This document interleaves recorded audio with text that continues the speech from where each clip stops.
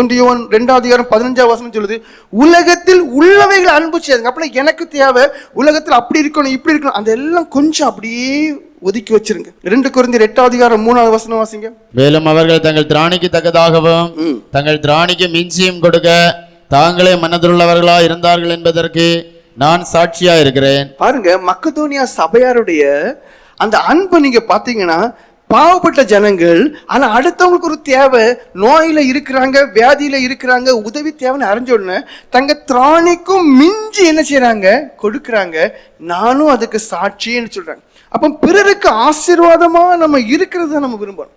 4 பேருக்கு நான் நல்லது பண்ணணும், அந்த ஒரு எண்ணம் உங்களுக்குள்ள இருக்கணும். அவன் தான் அன்புள்ள மனுஷன். யோசித்து பாருங்க, நான் சாகும்போது நான் என்ன செய்தேங்கிறத கொஞ்சம் யோசித்து பாருங்க. நீங்க அந்த கேள்வி எப்பமாவது கேட்பீங்களா? கேட்டு பாருங்க. நான் இத்தனை வருஷம் வாழ்ந்துட்டேன், நான் எத்தனை பேருக்கு பிரயோஜனமா இருந்திருக்கேன், கொஞ்சம் யோசித்து பாருங்க. 2 கொரிந்தியர் 9:9 வாசிங்க.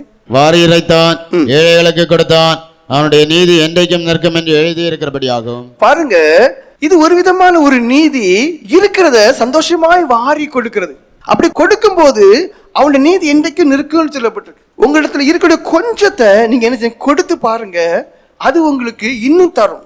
அதாவது உங்ககிட்ட இருக்கக்கூடியதான அந்த கிணறு கொஞ்சம் போல ஆசீர்வாதம் இருக்கு, பொருட்காரியங்கள் இருக்கு, அது என்ன செய்யுங்க, அப்படியே எடுத்து கொடுங்க. அந்த கொஞ்சத்துல இருக்கிறது ஒரு ஊற்று உருவாகும். எப்படி கிணறுல இருந்து நீங்க எடுத்த பிறகு ஒரு ஊற்று உருவாகுதோ, அந்த இருக்க கொஞ்சத்தை நீங்க கொடுத்து பாருங்க, அதுல இருந்து ஆண்டவர் ஒரு ஊற்றை உருவாக்கி தருவாரு.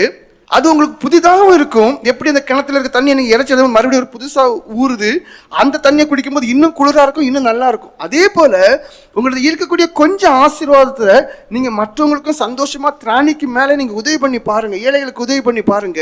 அந்த ஊற்று ஒரு நாளும் வற்றாத ஒரு ஊற்றாக ஒவ்வொரு நாளும் உங்களுக்கு தேவை நிறைவேற்றக்கூடியதா இருக்கு. ஏன்னா தேவன் ஜீவனோடு இருக்க. நீ கொடுத்து பாருங்கிறார், நீ ஏழை எளிய ஜனங்களுக்கு கொடுத்து பாருங்கிறாரு, நிறைவாகவே தருவார். 2 கொரிந்தியர் 9:6-7 வாசிங்க. பின்னும் நான் சொல்கிறது என்னவெனில், சிறுக விதைக்கிறவன் சிறுக அறுப்பான், பெருக விதைக்கிறவன் பெருக அறுப்பான். அவனவன் விசனமாயும் அல்ல கட்டாயமாயும் அல்ல, தன் மனதில் நிச்சயித்தபடியே கொடுக்க கடவன். உற்சாகமாய் கொடுக்கிறவன் இடத்தில் தேவன் பிரியமா இருக்கிறார். கொஞ்சம் யோசித்து பாருங்க, கிணறு எப்படி ஒர்க் அவுட் ஆகுதோ அதே மாதிரி ஆண்டவர் உங்களுக்கும் தருவார். ஆனா ஒருத்தன் சொல்றான்னு சொல்லி கொடுக்காதுங்க, அதெல்லாம் வேஸ்ட். உற்சாகமா கொடுக்கணும், தேவன் ஆசீர்வதிக்கிறவருங்க உணர்ந்து கொடுக்கணும். நான் அடுத்தவன அன்பு செய்யணும். இந்த உலகத்தை விட்டு நான் போகும்போது நான் என்ன செய்தேங்கிறத அது கொஞ்சம் யோசித்து பார்க்கணும். நான் எத்தனை பேருக்கு பிரயோஜனமா, இந்த உலகத்துல எவ்வளவோ ஜனங்கள் வாழ்றாங்க, மிருகத்தை போல மறித்து போறாங்க, யாருமே அவங்க பற்றி யோசிக்கிறது இல்லை, யாருமே அவங்க இறப்ப துக்கப்படுறதே இல்லை. ஏன்னா அவன் இருந்தும் புண்ணியம் இல்லை, இல்லாம இருக்கிறது நல்லது. ஆனால் நான் அப்படி இருக்க மாட்டேன். நான் அன்பு செய்வேன், என்னை கொடுத்து நான் மற்றவங்க அன்பு செய்வேன். நான் இறக்கும் போது நான் தேவ மனுஷனா இறக்கணுங்கிறதான வைராக்கியம் வாஞ்சி இருக்குதாயா? இல்லை. சிறுக விதைக்கிற போது சிறுக தான் கிடைக்கும், பெருக விதைச்சு பாருங்க பெருக கிடைக்கும். அதே போலதான் தேவனுக்கு நீங்க கொடுத்து பாருங்க, அந்த ஊற்றை அவர் நினைச்சுவாரு இன்னும் அதிகமா சுரக்க செய்வார். சுரக்க செய்யும் போது இன்னும் அதிகமா உங்களுக்கு கிடைக்கும்.